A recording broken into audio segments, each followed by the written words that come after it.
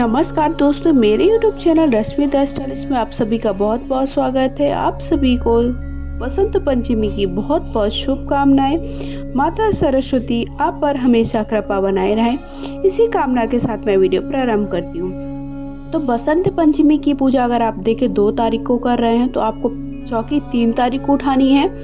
और अगर आप 3 तारीख को अगर आप ये पूजा कर रहे हैं तो आप 3 तारीख को दिन में, क्योंकि जो पूजा का शुभ मुहूर्त है वो सुबह तक ही है, तो सुबह के बाद आप पूजा के बाद आप कभी भी चौकी उठा सकते हैं। अब हम जानेंगे कि चौकी में कौन सी सामग्री का क्या करना है। तो जो हमने देखिए कॉपी किताब पेन पेंसिल वगैरह रखी थी, तो वो अगर आपने बच्चे की रखी है वो आप बच्चे को फिर से प्रयोग में ला ली, मतलब उसमें उसको लिखने के लिए दे दीजिए।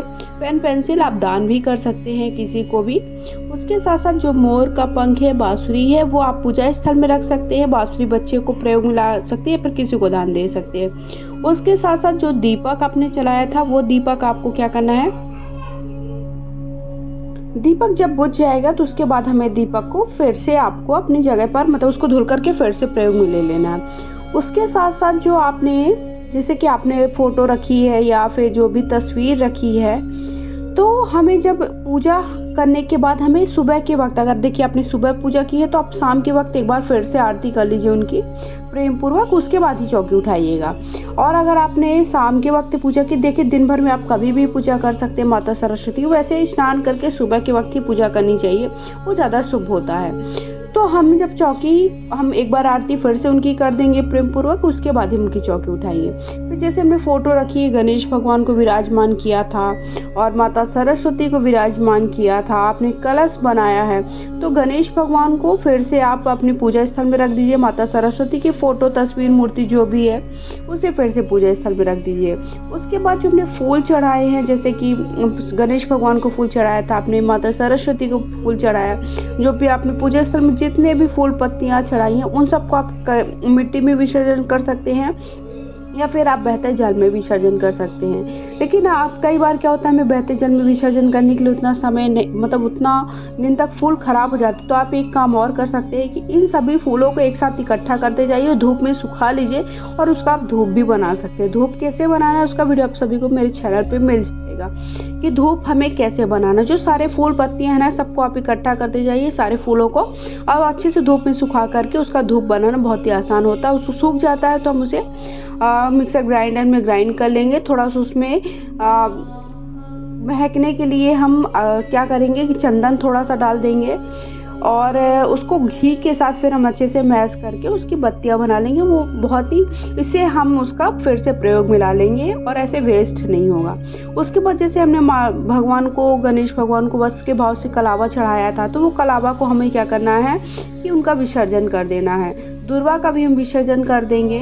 उसके बाद हमने जैसे कि पूजा स्थल में भोग प्रसाद चढ़ाया था, उस भोग प्रसाद का क्या करना है, तो भोग प्रसाद को घर के सभी सदस्यों में आपस में वितरित कर दीजिए। साथ ही आप आसपास भी, मतलब जैसे आस पड़ोस में भी किसी को भी दे सकते हैं। जैसे कई लोगों को आस पड़ोस में भी बहुत अच्छा व्यवहार रहता है तो आप उन्हें भी दे सकते हैं। वैसे घर के सभी सदस्यों को आपस में वितरित कर लेना है।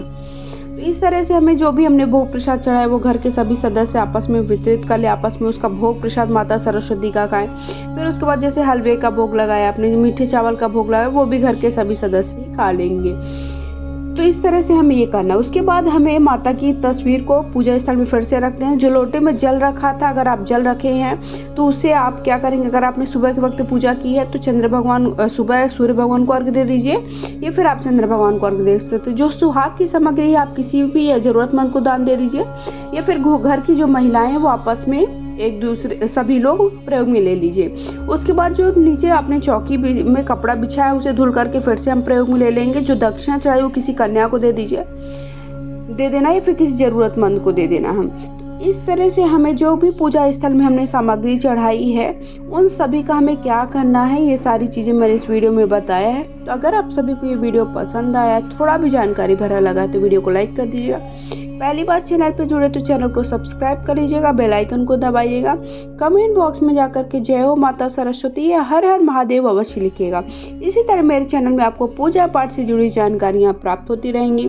कौन सा व्रत त्योहार कैसे करना है, कैसे पूजा करनी है, उसका उद्यापन कैसे करना है, ये सारी जानकारी भी आपको मेरे चैनल पे मिल जाएगी। तो इसी तरह मेरे चैनल पे जुड़े रहिए। आप मुझे इंस्टा फॉलो कर सकते हैं, इंस्टा की आईडी स्क्रीन पर मेंशन कर दूंगी और ऐसे ही पूजा पाठ से जुड़े आप सभी को वीडियो प्रोवाइड कराती रहूँगी। तो आई होप आप सभी को ये वीडियो बहुत ही पसंद आया होगा, जानकारी भरा लगा होगा और आपके सारे डाउट क्लियर हो गए होंगे। बोलिए हर हर महादेव।